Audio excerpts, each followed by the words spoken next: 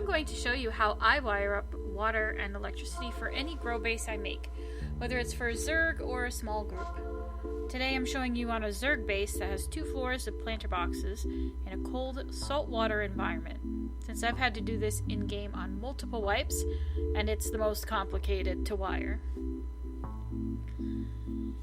This is my setup. You need 1 purifier for every 6 sprinklers, and this base requires 4 water purifiers, which is 2 per floor. And since you need 3 water pumps per purifier to keep up with the water flow, that's a total of 12 pumps needed. Keep in mind you can easily downscale how much you need if you're doing a much smaller grow base. If you're in fresh water, you won't need the purifiers, and 2 pumps per 6 sprinklers works just fine. We're going to connect all the water items first with the hose tool. You will need a fluid combiner for every 3 pumps to connect them together and bring the water to the purifier.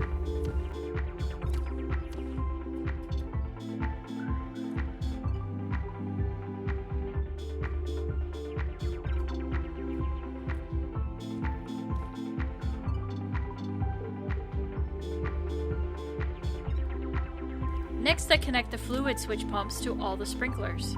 The same rule applies with 1 switch for every 6 sprinklers, so 4 is needed for both floors. Technically, a switch pump isn't needed to get the water flowing, since the water purifiers do that for you. But you're going to properly manage the water on your crops, so it's needed to turn the water off and on.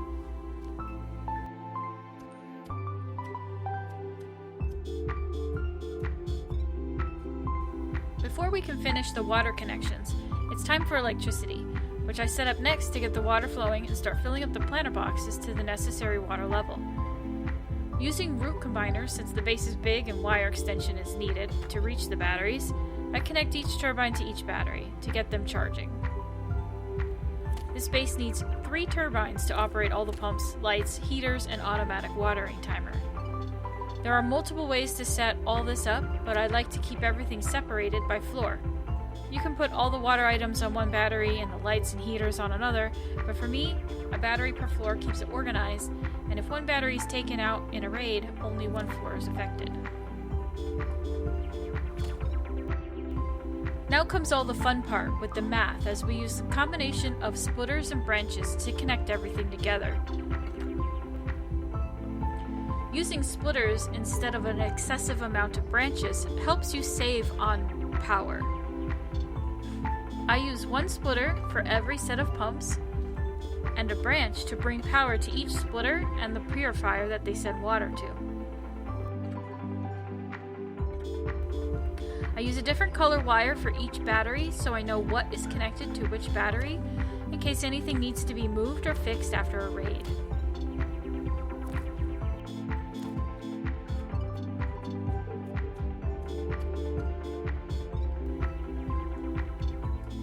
A water pump is 5 rust watts, and a splitter is 1, so set the branch to 16 to power all the items.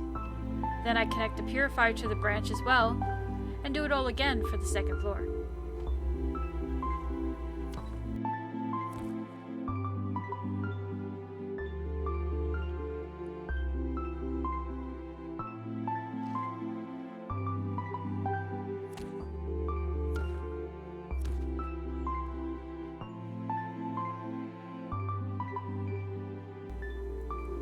Now to connect it all to the battery.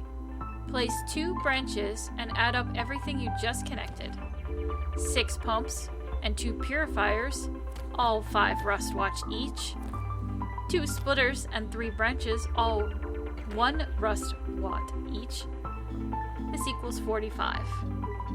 Connect it to the 2nd branch, which consumes 1 power, leaving you with 44. Branch off half of that to the branch on 1 set of pumps, and the other half to the other set.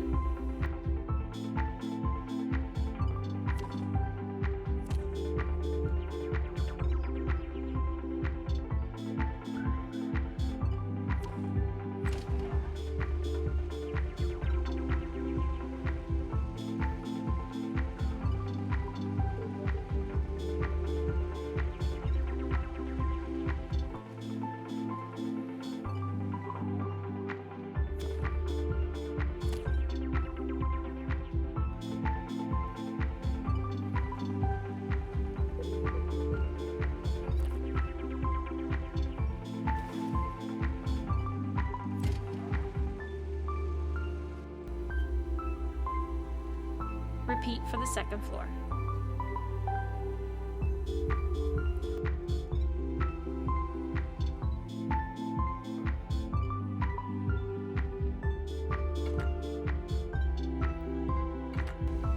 With power to the purifiers, you can connect the water output to the switch pumps and get that water flowing.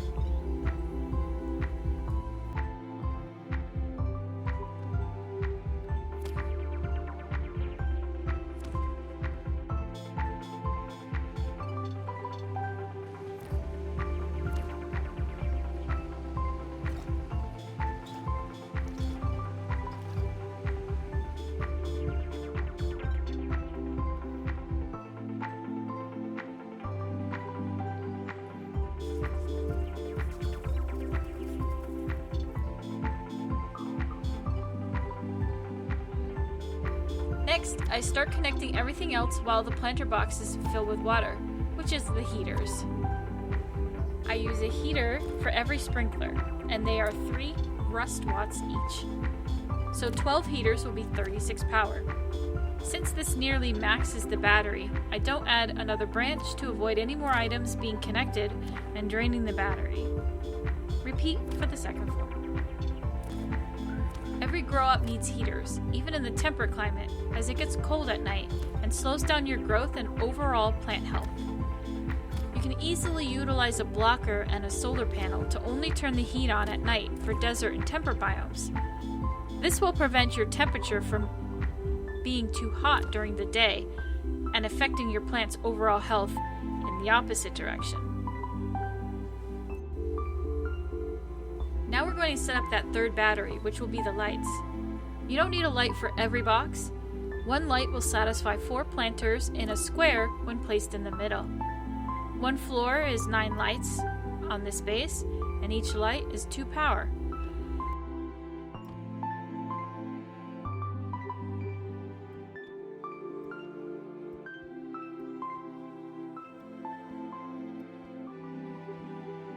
This base has extra lights for the other areas in the base so I can see at night while mixing. The rest of the third battery can be used for whatever you want. I use it for automatic watering timers. I also typically add a 4th battery for turrets once everything is up and running. If you want to see the timers and heater automations, let me know and I can show that in another video. Thanks for watching.